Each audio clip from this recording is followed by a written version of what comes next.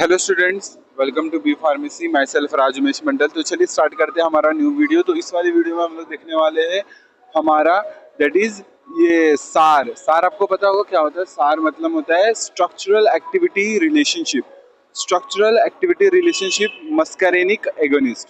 मतलब हम लोग क्या पढ़े हैं, हम लोग पिछले वाली वीडियोस में कुछ वीडियोस में हम लोग क्या पढ़ रहे थे, डायरेक्ट एक्टिंग मस्करेनिक एगोनिस्ट। मतलब क्या होते हैं कि ये ऐसे एगोनिस्ट, ऐसे ड्रग्स होते हैं जो जब मस्करेनिक रिसेप्टर से साथ मतलब बाइंड करते हैं तब अपना एक्शन शो करते हैं। तो मस्करेनिक मतलब बेसिकली एगोनिस्ट का मतलब क्या होता है, मतलब एक तो वो बाइंड करे, मींस बाइंड भी करे, एफिनिटी भी रखे, प्लस इंट्रिंसिक एक्टिविटी भी रखे, उसको बोलते हैं एगोनिस्ट। एंटागोनिस्ट क्या होता है, इसका ही जस्ट मीन्स क्या होता है, ये एक तो बाइंड करने की कैपेबिलिटी होती है एंटागोनिस्ट में, लेकिन वो इंट्रिंसिक एक्टिविटी शो नहीं करते। सो इसमें आपको क्या देखना है कि मस्करेनिक एगोनिस्ट का मतलब हम लोग जो पढ़ रहे थे डायरेक्ट एक्टिंग वाला। डायरेक्ट एक्टिंग का मतलब होता है कि वो सीधा रिसेप्टर के साथ बाइंड करे। ऐसे ड्रग्स जो सीधा मस्करेनिक रिसेप्टर से बाइंड करे उसको हम बोलते हैं डायरेक्ट एक्टिंग। और इनडायरेक्ट एक्टिंग होते हैं दूसरे, जो क्या करते हैं, रिलीज ऑफ एसिटाइल कोलिन उसको बढ़ाते हैं, रिलीज ऑफ एसिटाइल कोलिन को बढ़ाते हैं, इंक्रीज कराते हैं। इनडायरेक्टली मतलब वो कोलिनर्जिक इफेक्ट्स को बढ़ाते हैं। और जब भी कोई ड्रग रिसेप्टर के साथ बाइंड करता है तो अपना एक्शन शो करता है। तो जब मस्करेनिक रिसेप्टर बाइंड करता है, मस्करिन एगोनिस्ट जब मस्करेनिक रिसेप्टर के साथ बाइंड करता है तो बेसिकली क्या बनाता है, बेसिकली वो ये पैरासिम्पैथेटिक सिस्टम को एक्टिवेट करता है, उसकी तरह इफेक्ट मिमिक करता है। ठीक है, तो वो चीज है, इसका मतलब मैंने बता दिया। अब चलिए हम लोग ने 4 ड्रग के बारे में भी पढ़ा था, मिथेनिकॉल, एस मेथेनिकॉल, ठीक है, और फिर कार्बाकॉल, और फिर उनके उनके फीचर्स, फिर पाइलोकार्पिन। पाइलोकार्पिन अच्छा आपको नहीं बताया पाइलोकार्पिन। तो ये 3 ड्रग हम लोग ने पढ़ा। तो ये 3 ड्रग का क्या इसका यूज है, बेसिकली बेसिकली एग्जाम में क्या पूछेंगे, स्ट्रक्चर पूछेंगे, उसका यूजेस पूछेंगे। ठीक है, या फिर जो मैंने स्टार्टिंग में क्लासिफिकेशन बताया था वो क्लासिफिकेशन फ्लो चार्ट पूछेंगे। और हर एक फ्लो चार्ट में से मीन्स बेसिकली हर एक क्लास में से एक एक एग्जाम्पल के साथ स्ट्रक्चर आपको बनाना पड़ेगा। तो मेड कैम में आपको बेसिकली स्ट्रक्चर ही बनाने पड़ेंगे, मेजरली आपको स्ट्रक्चर लिख लिख के प्रैक्टिस कर करके याद रखने हैं। ठीक है, ओके। तो मैंने ये भी बताया था कि बीटा पे अगर सब्स्टिट्यूशन रहा तो उसको मस्करेनिक एक्टिविटी बोलते हैं, इंक्रीज मतलब मस्करेनिक एक्टिविटी बढ़ जाती है। और अगर अल्फा पे कोई भी ग्रुप सब्स्टिट्यूट हुआ तो निकोटिनिक एक्टिविटी बढ़ती है, याद रखना। ओके, यहाँ तक क्लियर है।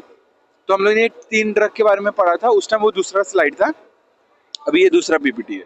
तो यहाँ पर देखो हम लोग पढ़ रहे थे दैट इज पाइलोकार्पिन, एक ड्रग बचा है, फिर हम लोग स्टार्ट करेंगे नेक्स्ट सार वैल्यू स्टार्ट करेंगे। अब पाइलोकार्पिन क्या होता है, पाइलोकार्पिन एक ड्रग है जो कि हम लोग कहाँ से निकालते हैं, पाइलोकार्पस जैबोरेंडी। तो जैबोरेंडी ये एक प्लांट है बेसिकली, एक इसमें से हम लोग ये ड्रग को निकालते हैं पाइलोकार्पिन। ये 3s और 4r, इसका ये कॉन्फ़िगरेशन है 3s और 4r। और इसमें से जो हम लोग पढ़ते हैं, ये देखो नेचुरल अल्कोलॉइड है क्योंकि ये प्लांट से निकाला जाता है। और मेटाबोलाइट इसका क्या होता है, इनएक्टिव होता है। याद रखना मेटाबोलाइट क्या होता है, इनएक्टिव होता है। बेसिकली जो मतलब जो पाइलोकार्पिन है वो इनएक्टिव होता है। जो ये पाइलोकार्पिन एसिड है, ठीक है। तो पाइलोकार्पिन एक ड्रग है और ये इसका जो एसिड है, मेटाबोलाइट है, एसिड पाइलोकार्पिक एसिड, वो इनएक्टिव है। ठीक है, और ये प्लांट से निकाला जाता है, पिलोकार्पस जोगो ये जैबोरेंडी ये प्लांट है, इसमें से निकाला जाता है ये ड्रग को। अब ये ठीक है, यहाँ तक क्लियर है, बस इसका इतना यूज करना और कुछ यूज नहीं है। और इसका यूज है ग्लोकोमा, मतलब एक तो स्ट्रक्चर देख लिया हम लोग ने, और दूसरा है इसका यूज, अगर पूछा किसको ट्रीट करने में ये ड्रग का इस्तेमाल करते हैं, एक तो ग्लोकोमा और जीरोस्टोमा। तो ग्लोकोमा बेसिकली आप मेनली याद रखो, ये इस पे तो इतना ज्यादा सवाल नहीं पूछा गया है, लेकिन फिर भी थोड़ा बहुत तो याद रखो कि जो इसका यूज है ग्लोकोमा को ट्रीट करने के लिए भी। और जो दूसरा ग्लूकोमा को ट्रीट करने के लिए कौन सा है, जैसे कार्बाकॉल, हम लोग ने बाजू में देखो कार्बाकॉल बनाया गया है, उसमें आप देखो तो ये ग्लूकोमा को ट्रीट करने के लिए दिया गया है। क्लियर है यहाँ तक, पाइलोकार्पिन क्लियर, ये कैटाकॉल क्लियर, मिथाकोलिन, फिर बेथानिकॉल, फिर कार्बाकॉल, ये सब क्लियर हो गया। अब चलते हैं हम लोग सार वैल्यू के ऊपर। सार वैल्यू क्या होता है, ध्यान से सुनना, सार वैल्यू क्या होता है। सार वैल्यू इज अ सार मस्करेनिक एगोनिस्ट होता है सार वैल्यू। सार में क्या पढ़ते हैं हम लोग, स्ट्रक्चरल एक्टिविटी रिलेशनशिप। मतलब अब किसका पढ़ रहे हैं, मस्करेनिक एगोनिस्ट का।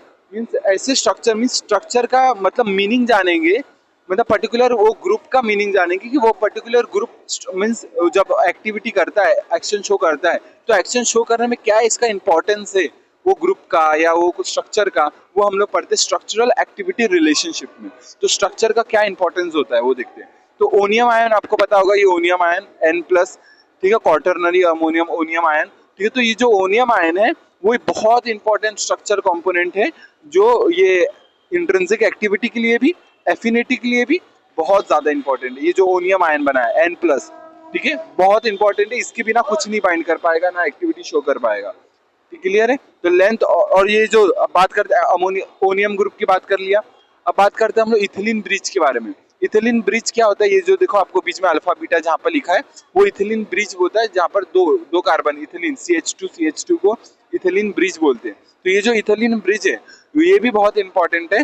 तो ये भी ये एक्टिविटी के लिए बहुत इंपॉर्टेंट है, बाइंडिंग के लिए बहुत इंपॉर्टेंट है, याद रखना। और इसका लेंथ है जो वो ज्यादा इंपॉर्टेंट है, क्योंकि अगर लेंथ बढ़ाया तब भी कुछ प्रॉब्लम हो सकता है, लेंथ कम किया तो भी कुछ प्रॉब्लम हो सकता है। तो basically ethylene is a best, मतलब ऑप्टिमम फॉर एक्टिविटी। तो रूल ऑफ 5 आपको पता होगा। रूल ऑफ 5 क्या होता है कि 5 to 7 एंगस्ट्रॉम का डिस्टेंस होता है हमारे ओनियम जो नाइट्रोजन N+ है वहां से लेकर के CH3 तक। ये CH3 का जो हाइड्रोजन है वहां से लेकर के नाइट्रोजन तक जो डिस्टेंस है वो 5 to 7 एंगस्ट्रॉम का होता है, और ये बहुत इंपॉर्टेंट होता है फॉर दी ऑप्टिमम एक्टिविटी। तो डिस्टेंस भी, मतलब इथिलीन ग्रुप भी, अगर मान लो इधर प्रोपिलीन ग्रुप आ गया, ठीक है, 3 कार्बन वाली चेन आ गई, तो लेंथ बढ़ जाएगा, तो ऑप्टिमम मींस एक्टिविटी में कुछ फर्क हो सकता है, ठीक है। तो लेंथ भी इंपॉर्टेंट है, ओनियम आयन भी इंपॉर्टेंट है। फिर अगर अल्फा सब्स्टिट्यूशन किया तो मैंने बताया ये कि निकोटिनिक एक्टिविटी बढ़ती है, मस्करिनिक एक्टिविटी कम होती है। वैसे ही अगर बीटा पे सब्स्टिट्यूशन किया तो मतलब ये क्या होता है, जो हमारा मस्करिनिक एक्टिविटी वो बढ़ती है, और ये जो निकोटिनिक एक्टिविटी वो कम होती है। क्लियर है यहाँ तक? बात करते हैं मिथाइल ग्रुप की। तो मिथाइल ग्रुप आपको पता है, मिथाइल ग्रुप काइलेरिटी और स्टीरो सिलेक्टिविटी S+। अब ये देखो, ये मेथाकोलिन ये आपको स्ट्रक्चर आपके सामने दे रखा है, ध्यान से सुनना। ये देखो मेथाकोलिन, ये मेथाकोलिन में आपको यहाँ ये जो मिथाइल ग्रुप का बीटा कार्बन पे आने से इसमें कायरलिटी आ गई है, ऑप्टिकली एक्टिव हो चुका है ये कंपाउंड, ठीक है। मेथाकोलिन में जो मिथाइल ग्रुप आने से ये ऑप्टिकली एक्टिव हो चुका है, S+ हो गया है।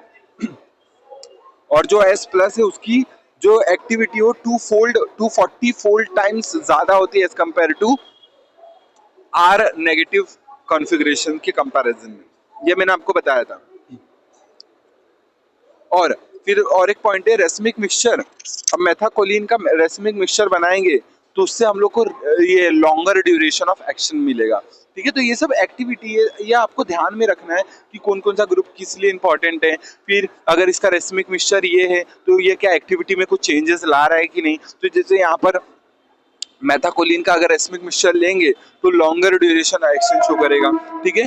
तो S+, जैसे S+ इक्विपोटेंट है फॉर ACH, मतलब जो एसिटाइल कोलिन है, एसिटाइल कोलिन उसकी तरह ही काम करता है, उसकी तरह ही पोटेंट है, उतना ही शक्ति है, मतलब बेशक्ति, मतलब उतना ही पोटेंट है S+, मेथाकोलिन का जो S+ है कॉन्फ़िगरेशन। और हाइड्रोलाइज कम होता है एज कंपेयर टू ये, मतलब हाइड्रोलाइज कम होगा, और हाइड्रोलाइज करने के लिए एंजाइम होता है एसिटाइल कोलिन एस्ट्रेज। तो ये एंजाइम कम एक्ट कर पाता है ये S+ कॉन्फ़िगरेशन पे। लेकिन अगर R- है तो लेस पोटेंट है, और ये लेस पोटेंट है और हाइड्रोलाइज्ड होता ही नहीं है बॉडी में। ये ACH, ये जो एंजाइम है एसिटाइल कोलिन एस्ट्रेज, ये हाइड्रोलाइज ही नहीं कर पाता R-, लेकिन लेस पोटेंट होता है। तो S+, जो S और ये पॉजिटिव साइन है वो इक्विपोटेंट है एसिटाइल कोलिन से, और जो R- है, ठीक है, R- है वो लेस पोटेंट है, लेकिन वो हाइड्रोलाइज नहीं हो पाता किसके द्वारा, ACHE मींस ये एंजाइम है एसिटाइल कोलिन एस्ट्रेज, ठीक है। यहाँ तक क्लियर है? अभी तक मेथाकोलिन के बारे में भी पढ़ लिया। अब जो एस्टेरिक ग्रुप है, ये जो हमारे पास C⋅O और O ग्रुप है, एस्टेरिक ग्रुप, ये ना स्ट्रक्चरल एक्टिविटी के लिए इंपॉर्टेंट उतना नहीं है, क्यों, इसके बिना भी काम चल जाएगा। मतलब अगर एस्टर की जगह कीटोन ग्रुप आ गया तब भी काम हो जाएगा, बाइंड हो सकता है, या कोई ईथर ग्रुप आ गया, या कोई अल्काइल ट्राइमिथाइल अमोनियम सॉल्ट आ गया, तो सेम एक्टिविटी शो करते हैं, तो कोई फर्क नहीं पड़ता एक्टिविटी में एज सच, ठीक है, याद रखना। क्लियर है? तो हम लोग ने इस वीडियो में पढ़ा क्या? इस वीडियो में हम लोगों ने पढ़ा डायरेक्ट एक्टिव मस्करीनिक एगोनिस्ट के एक ड्रग के बारे में, दैट इज पिलोकार्पिन, जो कि मेटाबॉलिक मींस इनएक्टिव होता है, मेटाबोलाइट इनएक्टिव होता है। इसका मेटाबोलाइट जो पिलोकार्पिक एसिड है वो इनएक्टिव होता है और ये नेचुरल एल्कलॉइड है, प्लांट से लिया जाता है। पिलोकार्पस जो जैबो रेंडी से यहाँ से लिया जाता है और ये एल्कली होता है, मींस अल्कली और वाटर के प्रेजेंस में पिलोकार्पिक एसिड बनाता है और ये जो मेटाबोलाइट है वो इनएक्टिव होता है। क्लियर है यहाँ तक? और इसका अगर फोर्थ पे एपिमराइजेशन कर दिया जाए, ये जो 4 नंबर है उस पे एपिमराइजेशन करें तो आइसोपिलोकार्पिन मिलता है जो कि ऑप्टिकली एक्टिव होता है। ठीक है, यहाँ तक क्लियर है? फिर हम लोग ने पढ़ा सार वैल्यू के बारे में। सार में हम लोग ने पढ़ा कौन कौन से स्ट्रक्चर इंपॉर्टेंट है फॉर एक्टिविटी। तो हम लोग ने देखा जो अमोनियम कंपाउंड है वो अमोनियम कंपाउंड इंपॉर्टेंट है फॉर द एक्टिविटी।